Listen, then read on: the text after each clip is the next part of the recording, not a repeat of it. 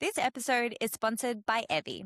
We've been thinking a lot lately about how many women are told everything looks normal while still dealing with recurring vaginal symptoms, discomfort, or fertility frustrations, and how little information we're actually given about our vaginal health. That's why Evie is so interesting to us. They offer an at-home vaginal microbiome test that gives you personalized insights into what bacteria and microbes are actually present, instead of just guessing or throwing another antibiotic at a problem. And if you're trying to conceive, doing IVF, or navigating unexplained infertility, Evie also includes unique fertility insights because your vaginal microbiome could play a role in fertility and pregnancy outcomes. It's not a fertility test, but it can help you understand one piece of the puzzle. Everything is reviewed by clinicians, and if eligible, you can get a personalized treatment plan based on your specific results. We love Effie, and we found their tests really easy to use. Our Scrambled listeners can check them out at evie.com and make sure you use Scrambled for 10% off at checkout. Welcome to Scrambled, your space for fertility, owning your 30s, and the scramble that makes it all worth it. Today, we're joined by Cory Ruth, a registered dietitian, nutritionist, and leading voice in women's hormone health, specializing in PCOS. Cory holds a Master of Science in Nutritional Science and has spent nearly a decade studying nutrition, endocrinology, weight management, and fertility. She began her career training in clinical settings, including working alongside OBGYNs in women's health clinics before launching her own practice, The Women's Dietitian. Today, she's helped thousands of women manage their symptoms, balance their hormones, and optimize their fertility using science-backed sustainable lifestyle approaches. Welcome to the podcast. Thank you so much. We are super excited to have you, Cory, because I feel like everyone has questions around PCOS. It is something so many women are wanting to talk about and something that is probably severely underdiagnosed and really misunderstood. So we are really happy to have you on the podcast today. You have this amazing platform around PCOS and you do so much around diet. Can you take us back to the beginning and how you built your platform and why you started using this platform to educate everyone around PCOS? Yeah, definitely. So I was diagnosed in my mid-20s, but I honestly kind of felt like I knew already. When I became an RD and I started working at different jobs, I've worked in every dietitian. I always joke, I've literally had every dietitian job. I've worked in the hospital, I've worked in food service management, I even worked at a prison. And I was like, I want to open my own private practice. I want to work with women. I don't really know what that looks like, but I said, the number one thing that I don't want to work in is PCOS because I have PCOS and it's so freaking complicated. It's so, there's just so many different moving parts. But then I really started to understand and, learn more about the connection between blood sugar and hormones. And I thought, okay, here I am, a dietitian. I have PCOS. I know everything there is to know under the sun. It's drilled into us as dietitians, all about blood sugar management.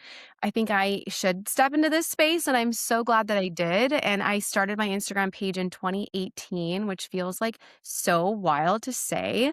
I mean, back then, there wasn't even video like on the platform. So it has changed immensely. And I've really had for better or for worse, had to, pivot and adjust with all of the changes. And I still have to do that every single day. And it's a lot. And I'm definitely not perfect on it. But yeah, it's been a journey for sure, a long one. That's a good one. That is a good one. And it's just interesting how you ended up finding your way into this space no matter what. It's like, I don't know, sometimes the things that you don't want to do end up being the best thing that happened to you. For you, when you were diagnosed with PCOS, you said you already thought you knew you had it. What were those early days like? Like, what were some of your symptoms? Was that like for you? Yeah. So I have always dealt with irregular periods. And I remember listening to my girlfriends talk about when their period is coming. And they're like, well, mine's coming Saturday, mine's coming, Sunday. And I'm like, well, how do you even know that? That's like amazing. I have no idea when mine is going to come, how long she's going to stick around for, when she's going to take a hike. I just always felt like this elusive, piece of information that and process that I just never understood. And it made me feel very ashamed of my body. I felt like I wasn't womanly or feminine. And I think I carried a lot of that with me. And it's sad because now I wish I could go back to that, little girl, whatever, 14, 15, and, give her a big hug and say, you're just fine. You have something called PCOS and you're going to manage it and you're going to figure it out. So I always say I aim to be the person that I wish that I had when I was younger. And that those irregular periods were really the tip off for me to notice something's off, something's wrong, something's not right with, my period and my body, my health. And then I had a lot of rapid weight gain in college. I gained an incredible amount of weight very quickly, and I didn't understand why. And then among those, there's also, some hair loss stuff and, hair stuff too. But yeah, putting the pieces together, it almost felt, I always say, like getting a diagnosis is kind of oddly validating because finally you can kind of name something that you've been going through and wondering about. So it did feel like that for me. I was like, okay, finally, at least I know what it is and there's a name for it. And now I can, move forward in figuring out a solution. At what point were you like, it's time to go to the doctor? Was this after college weight gain or? Yeah, I think, gosh, I'm trying to remember. That's a good question. I think I've gone so many times in my younger years just for like, well, I haven't had a period in 9 months. That doesn't feel normal? Like something's off. When I had a lot of weight gain, and I can say, I definitely felt very dismissed in a variety of settings, and I think a lot of us have that experience. That's not to say there aren't amazing, MDs and providers out there. There absolutely are, but I think a lot of us share that same experience, and yeah, so I just went a number of times, and I think when I was in my mid-20s, when we were kind of talking about in the future having a family, I thought, well, how will that even happen? I don't even have a period really. So going to the doctor at that point was really like me seeking out a diagnosis and being like, is this what I think it is? Yeah. Mm, yes. It's interesting that you share that experience because often I'll have patients. So I work in the fertility clinic, and young women might come in even just to egg freeze. They might even not be looking yet at their family planning goals. They're just wanting to egg freeze. And they'll say, oh, at all of my scans, a lot of the doctors have mentioned to me that it looks like I have PCOS. I have a Mhm. lot of follicles. And they'll say to me, but that's weird because I haven't struggled with my weight or I've never had hair on my face. So why is it that symptoms look so different across people? And do you think that's a part of why it's so difficult for women to get these diagnoses? So we call PCOS a triple medical threat because there are three different basically things going on. There is a potential gynecological component, right? When we've got issues with irregular periods and ovulation not happening. There is a reproductive component, which is the infertility piece. And then there's a metabolic component. And that has to do with our very large increased risk for something like type 2 diabetes, heart disease, stroke, all of these things. So there's a lot going on, and that creates a lot of variety between how a patient presents. And Mhm. so many of us are really tossed from doctor to doctor because of that, right? We get tossed to an OBGYN with the irregular periods. We get tossed to an RE or, someone who's working with infertility when we can't conceive. Then we get tossed to our primary care provider for, run of the mill, whatever labs. So we're really just bounced around, and we can present so differently. And one thing that really highlights that well is that it's really how do you say this? I guess a myth that everybody with PCOS struggles with period irregularities. You can have a totally normal regular period and still have PCOS. So it can be really confusing for not only the patient but also the providers too. The providers are like, well, which is like no fault on them, but it's so complex and it's so confusing. Yeah, and I think it just is so varying from person to person. It's so hard to say 100% this is what you have just by looking at you. Mm. Exactly. Yeah, there's no way to tell. Like We if get it's strep throat, you take the test, all good. Like that's Yeah, strep. But this is this is not that. This is not that. exactly. Yeah, and not everybody with PCOS struggles with their weight also. So there's that. Mhm. Yeah. Yeah, Yeah. very confusing. Mhm. So you've turned this now into a full business with courses and supplements and a community just helping women all around. How did you decide to make that leap from practitioner to entrepreneur? Yeah. So when I opened my private practice, it was about a year and some change before COVID. And I was living in the Bay Area in California. And I mean, rent prices in San Francisco are absolutely insane. And I was like, well, there's no way that I'm ever gonna like be able to afford an office. I'll just do virtual. And I mean, at that point, yes, virtual was a thing, but nothing like it is today. So I was so glad I did because after COVID hit, I was like, okay, like it's the same for me and I started seeing, yeah, one-on-one clients just through video chat, and it's been an incredible, ride, and I've been able to work with thousands and thousands of women all over the world, which is also really cool. I'm not restricted to, like medical nutrition therapy in my own state. So that's really cool. I get to speak on PCOS and kind of general lifestyle changes for women all over. Are all of your patients that come to you, are they already know they have PCOS? I'm assuming?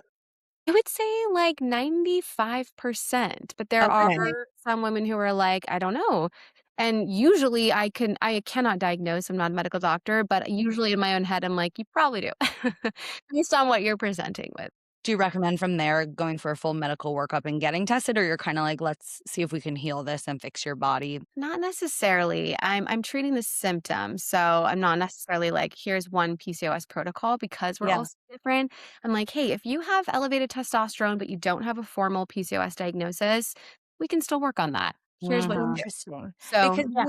would you say with PCOS, a lot of like the diagnosis is more just around identifying that there's a problem and then just symptom treatment essentially, because they're the Yes, things that affect all the other elements of your life. exactly. Yeah, that's why I really don't like the whole, like, find your PCOS type. I mean, there's no way you can put this condition with so many different, so much variety into 4 little neatly organized boxes. Like, our brain wants to do that, I get that, but the reality is that the vast majority of us check boxes from multiple types.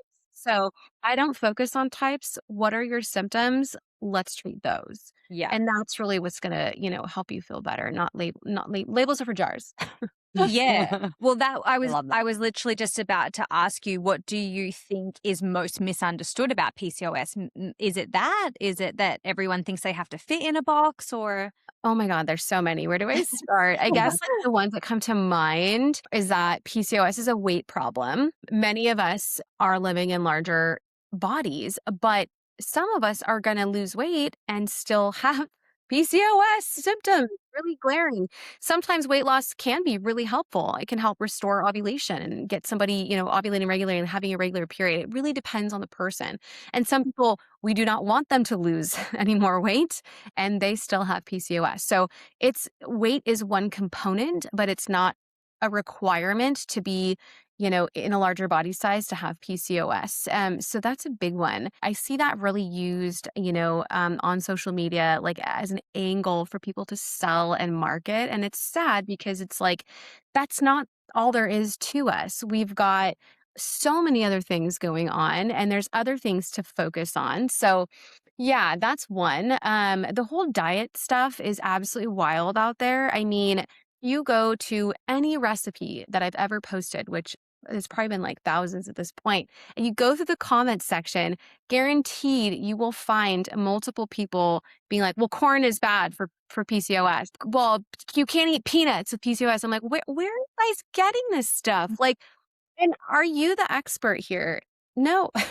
The research doesn't support that. So it's a myth that you need to go eliminate all these different types of foods and that everybody, I should back up there, everybody with PCOS has to do that. You do you, babe, boo. Like if that's what feels good for you, go for it. But not every single person is going to benefit from a very restrictive diet. Would you say the whole GLP-1 craze is a part of that, or is that actually like a miracle drug for PCOS right now? And people are calling it the miracle fertility drug.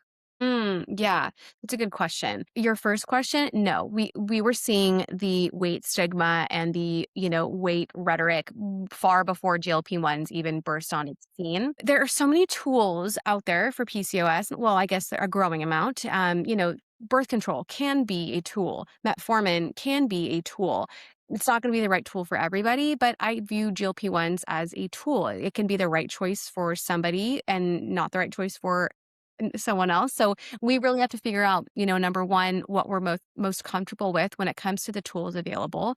And number two, figure out if that's something that we actually want to implement and stick with, because it's a medication, right? So just like if you're on a statin, once you get off that medication, once you get off a GLP-1, you likely, not always, but you likely will regain the weight that you've lost. So yeah, I think it's one tool that can be incredible. I've seen, and I've changed my stance on this. When GLP-1s first came out, I was so skeptical, as I should have been. Like, I'm going to scrutinize.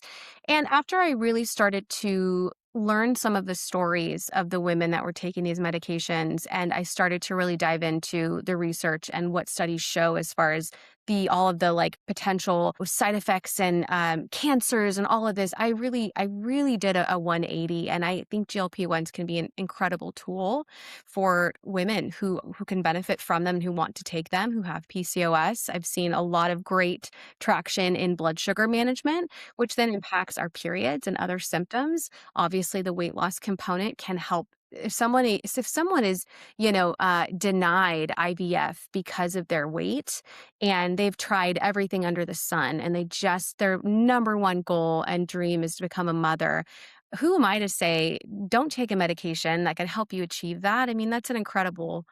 didn't know that was a thing. You can Yeah. deny IVF due to weight? Mhm. Yeah, you Mhm. can. And a lot of clinics, and mine is one of them, because we're not attached to a hospital, even just from an anesthesia standpoint, you have to fall Oh, into a certain BMI criteria because of the accreditation board that covers the way that you practice. that's Yes. crazy. Mhm. No, yeah, and even certain other surgeries too, Mhm. for that reason. I had Yeah, no idea. and the reason why, there's this whole Ozempic baby term is because for so many women with PCOS, when we lose weight, and it's going to vary per person, but we can potentially see ovulation restored and ovulation required to get pregnant. So we see that a lot where women are like, well, I guess I'm, infertile, and I've accepted that. And then they end up getting on GLP-1 for weight loss. And then their period comes back and they're like, oh, cool, my period's back. This is a client of mine that happened recently, actually, and then boom, pregnant. It's like after like 15 years of wanting and trying, Wow. and then yeah, she wasn't able to do IVF because she did one round and she had her ovaries were like hyperstimulated, and it was horrible. So, anyways, it can be a great tool for those that are comfortable using it. Yeah. Yeah. Yeah. And Mhm. I would love to, and we will shortly get into more tools around PCOS management. But I am curious, what would you say are some of the biggest issues, or sorry, I should call them symptoms, that you see in the people that are coming to you and seeking your advice? What are some of those most common things, and maybe things that could be a little bit of a red flag for anyone listening that maybe wants to look into whether this is something that they have?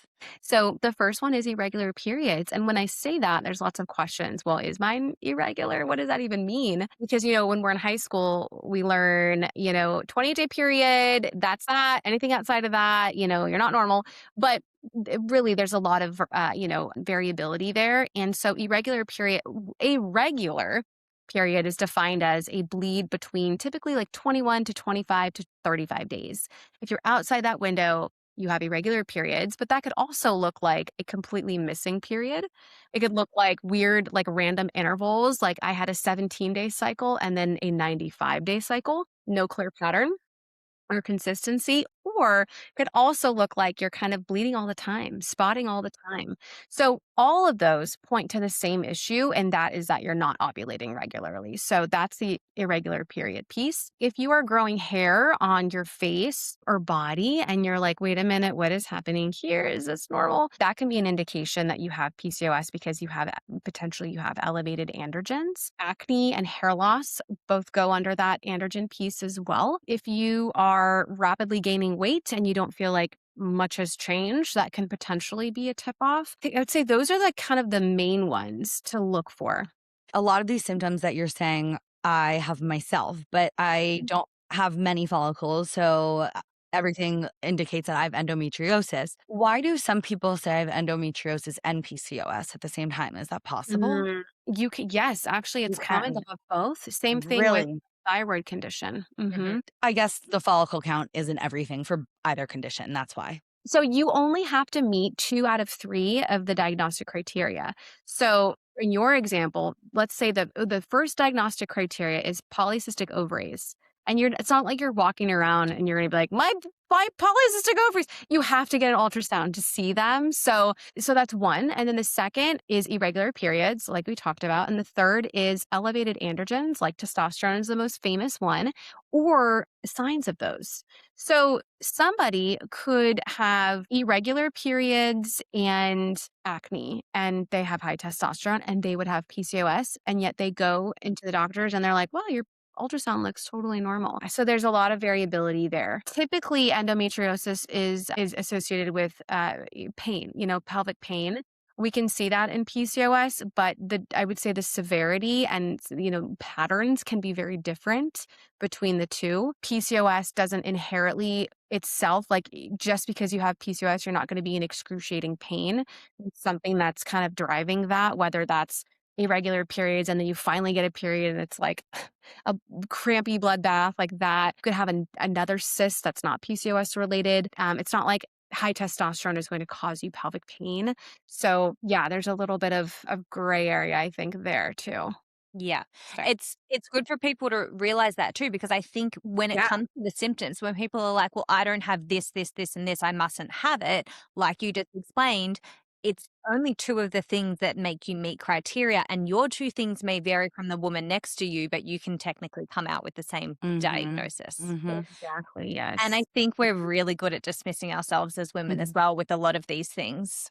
Totally. Yes, we are. So, can we tap into your amazing knowledge base? We chatted about peptides, GLP-1s, and how they can be a useful tool. Would you mind taking us through some other tools? And I know specifically you're a dietitian, and there's many things that can be helpful with your diet when we look at insulin and things like that. So, can you talk us through some PCOS management? Yeah, totally.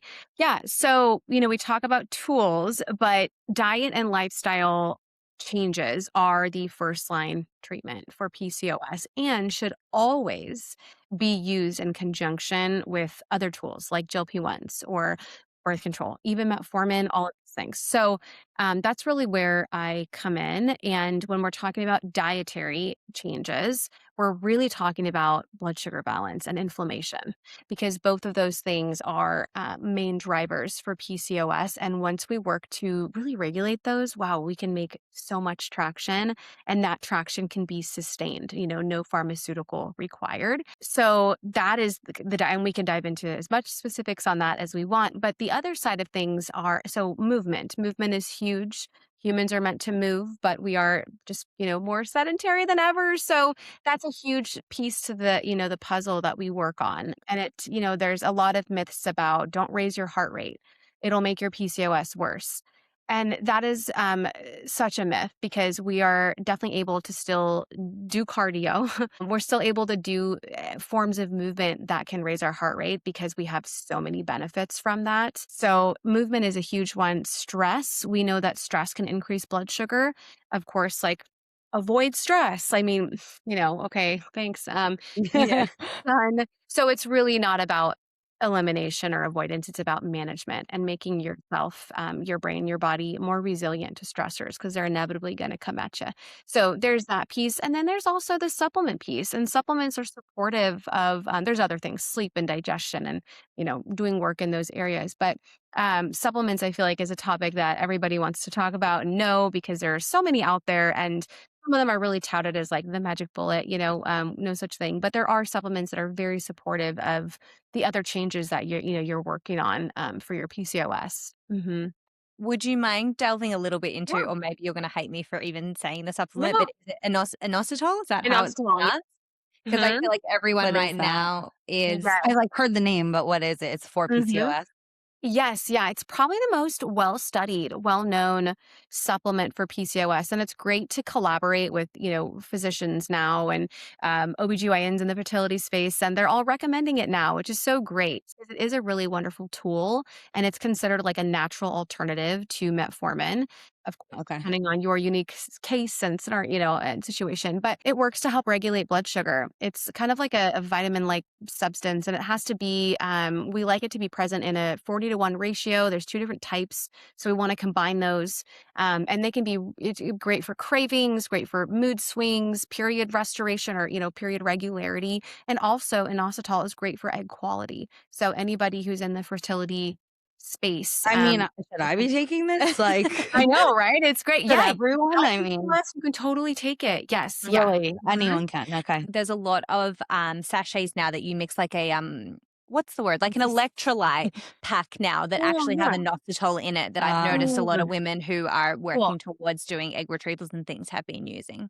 Yes. Yeah, totally. Yeah, you wanna make sure that the dose is right in those because there's Right. a lot of There's great not always.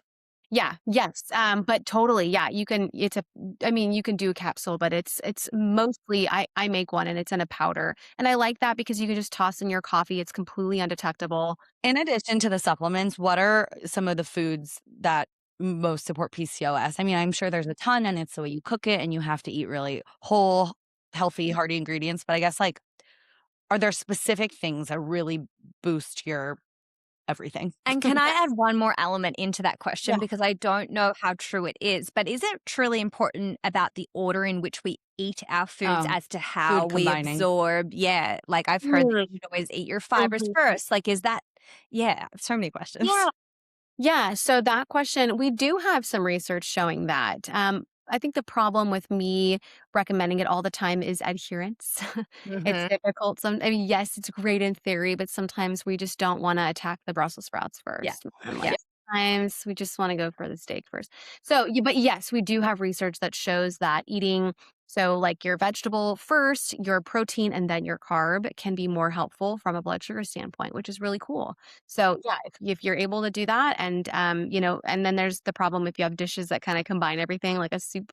But yeah, it's really cool. Yeah, and I would say just generally, yeah, a diet more focused on whole foods. So, we talk and we hear a lot about like processed foods and I want to make the distinction. There is a big difference between processed and ultra processed food. Mhm. Okay.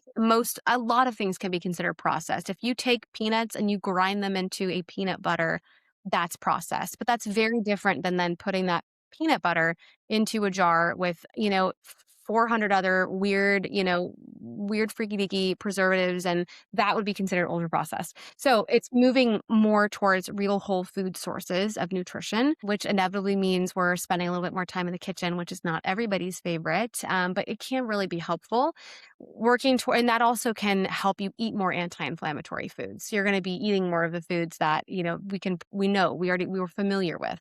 So that's helpful. You really want to focus on protein and fiber, and I was those two going to things. ask, do you have opinions Yeah. on protein and or fiber?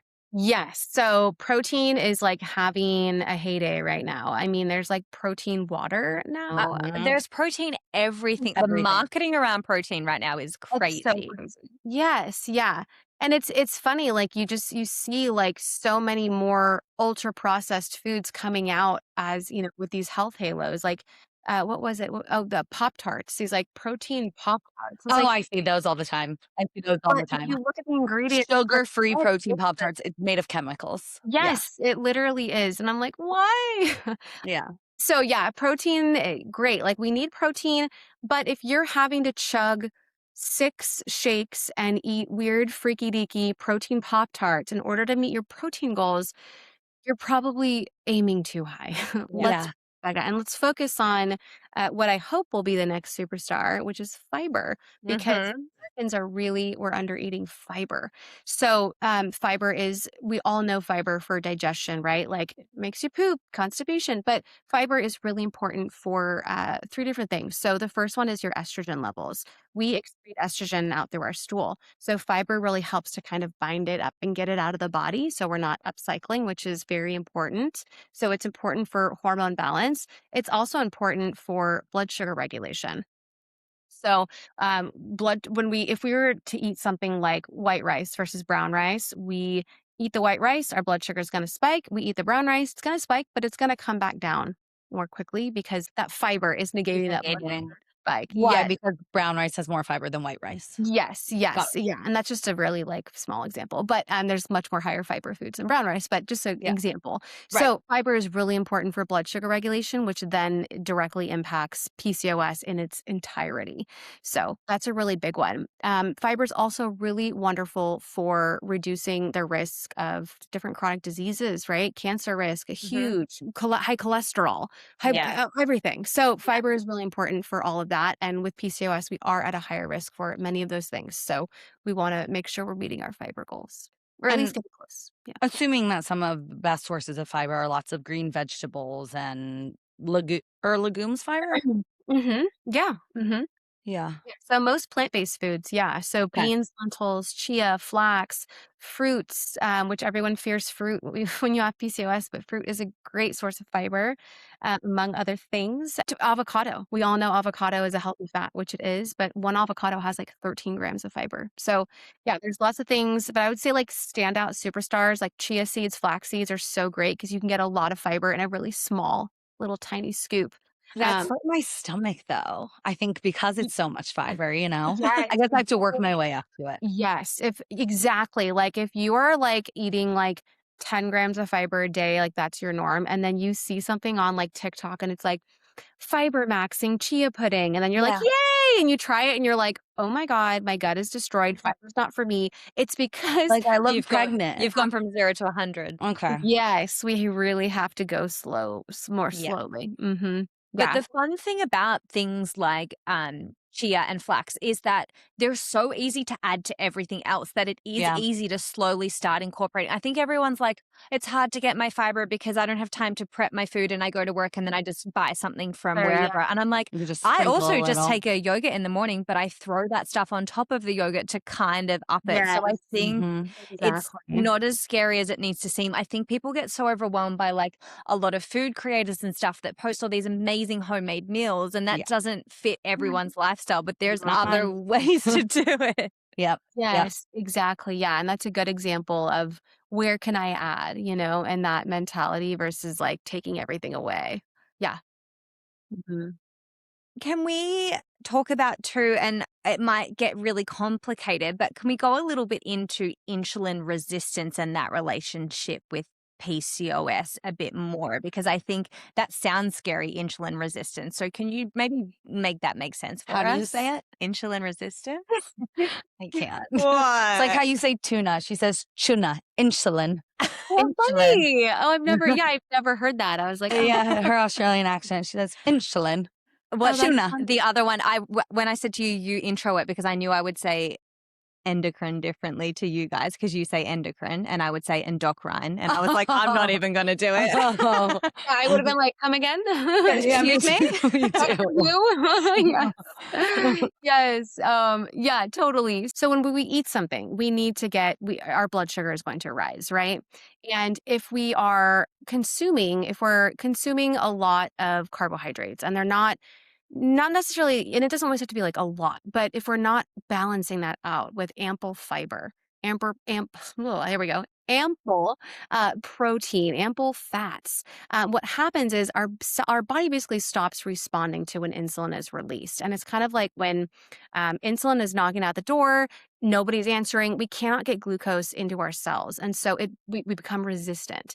And what happens in PCOS is when our blood sugar, which is basically everything we're talking about here, is not as balanced as it should be, it sends messages down to our ovaries to pump out more androgens. And that can drive and make our symptoms like facial hair and acne and hair loss and irregular periods and weight gain worse. So it directly impacts our androgen activity, and it basically can drive a higher appetite and more fat storage, especially in the abdomen. So it's tied directly to and cravings too.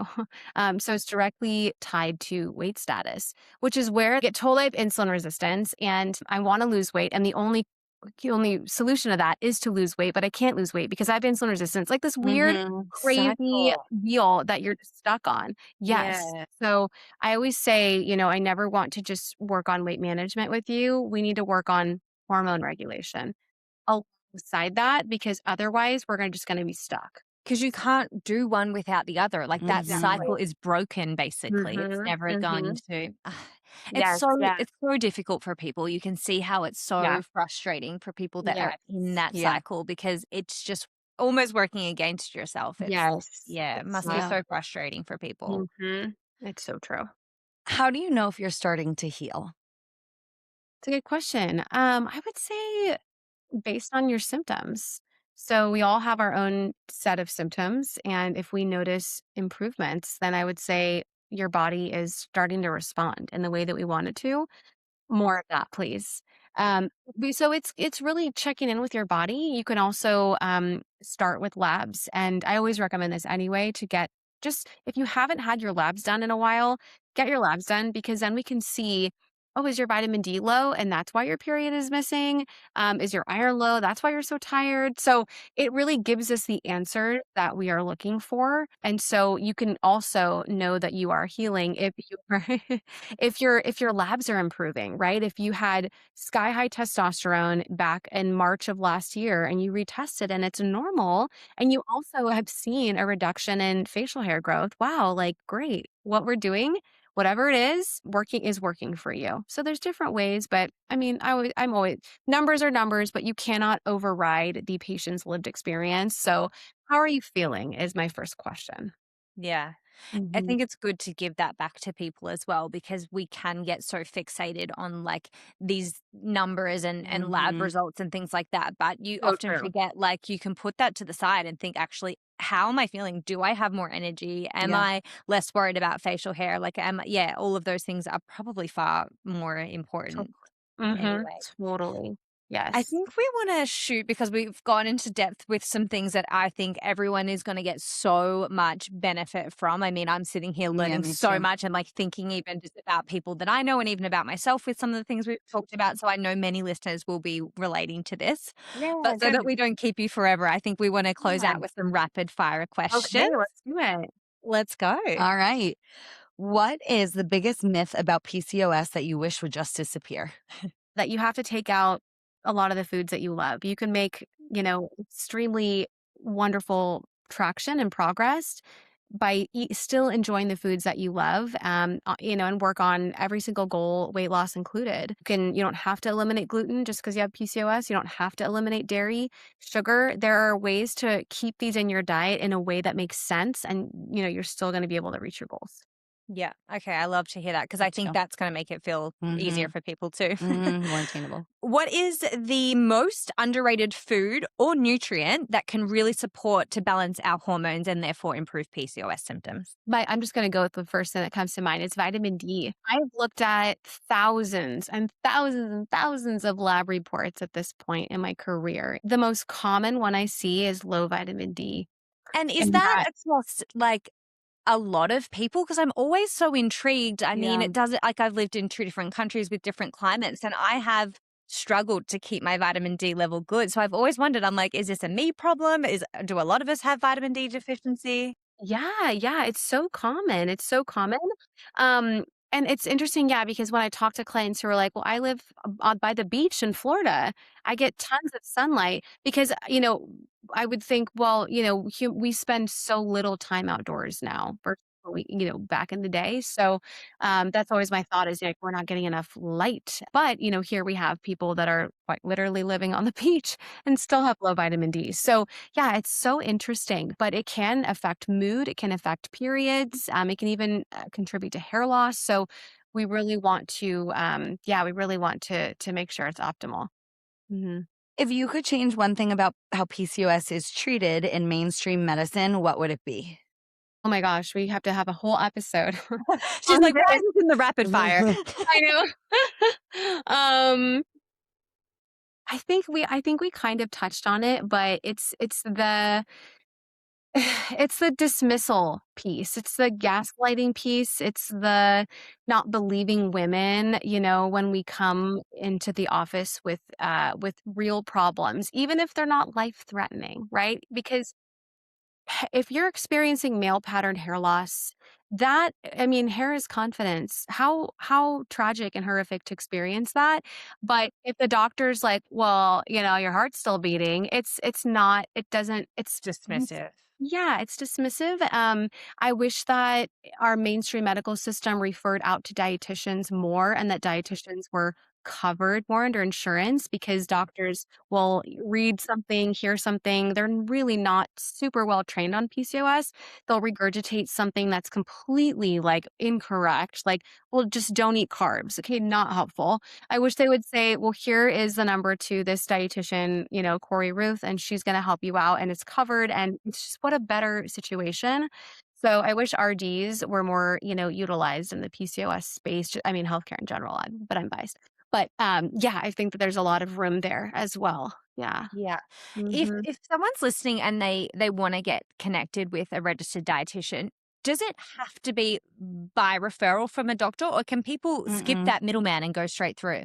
They can, yeah. So Yeah. not all dietitians in private practice take insurance because unfortunately it is such a nightmare. I have colleagues who take insurance. I do not. And she hasn't been paid by Blue Cross in like 2 months. So this Mm. is what we're battling with. So it's like, well, why didn't you take insurance? Well, because I have to get That's paid, why. guys. I have three Mm. kids. Like, come on. Yeah. It sucks. I wish that I could, but it's just the system is so broken. So you do not have to. There are dietitians that, like me, I give super bills, which are medical receipts that they can submit to their insurance for potential reimbursement. They can go that route. I also take HSA and FSA. Like everything I do is completely 100% covered. So that's a really nice option. So we have some workarounds, but you can also pay out of pocket. Most of us have payment plans. We try to make it doable. A lot of us have, we operate on a sliding scale. So we really try to make it, Accessible. doable and reasonable, yeah. Yeah. Mhm. But Yeah. yeah, you could also get a referral from a doctor if your insurance covers. Yeah. Yeah. Okay. And the other awesome thing that you do is, yes, you see clients, but you also have some amazing resources, even just through your social platforms, which Mm-hmm. can benefit people so much. So tell us more about where our listeners can find you and all of your amazing resources. Yeah, so I mostly on socials. I live on Instagram mostly, and it's at the Women's Dietitian. Dietitian is with 2 T's, not a C. And then my website is the same, www.thewomensdietitian.com. TikTok, same thing. I'm never on there though. I have a YouTube channel, same handle. And then yeah, my supplement line is Vita PCOS, VITA. I have my website for that, and then I'm also on Amazon. So there's a lot of great, like just specific PCOS specific supplements that are third party tested and made in FDA certified facilities and all the things. So that's another tool. And then I also have a book that came out in January called PCOS is My Power. And there's an audiobook version for that. And it's a really great place to start if you're like, or even if you're a provider and you're like, I want to learn more about PCOS and I want to learn it from somebody who is qualified, has the right credentials and all of that jazz. Because there's a lot of books on PCOS out there that are written, by MDs that push a very, you must go keto or you have to go vegan. And these diets that don't make sense. So for everyone, maybe for some people it's great, but not for everybody. So yeah, it's just great to have a book. I actually have it right here that has, That's beautiful. It is yeah, beautiful. science-backed info and all the nutrition, guidance that is very helpful. So yeah, a lot of things that they can check out. Amazing. We will link everything in our show notes. Is Awesome. your book available obviously in like nationally, internationally? Can everyone get access? It's on Amazon, Barnes and Noble, Walmart, Target, all those places. And then it's also in other countries too. Yeah. Amazing. Well, thank you so much. This was so informative, and you're so sweet. This was like Oh, such good. a fun, great conversation. Sure, Very I'm really glad. Truly. And I just know already how beneficial this conversation is going to be, because for For so me, many sitting here people. listening for the last 45 minutes, I mean, too. I'm like, I'm gonna get this. I've benefited already. So I know that pretty much every woman listening is going to get something out of this. So thank you so I'm much so for glad. taking the time. Yes. Yeah. Thank you so much for having me.